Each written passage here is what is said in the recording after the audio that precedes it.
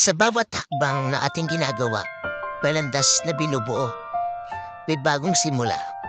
Ang bawat desisyon ay bahagi ng paglalakbay. Ang bawat pagkilos, may direksyon na tinatahak. Sa daan ng buhay, hindi lahat ay madali. May mga balakid, may mga hadlang na kailangang lampasan. Ngunit sa bawat pagsubok, tayo ay tumatatag.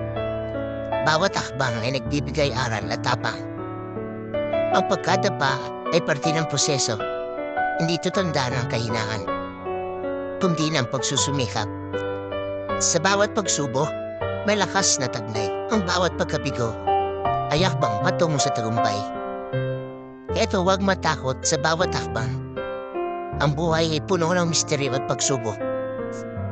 Sa bawat hakbang na ating tatahakin, tagumpay ay naghihintay sa dulo ng daan.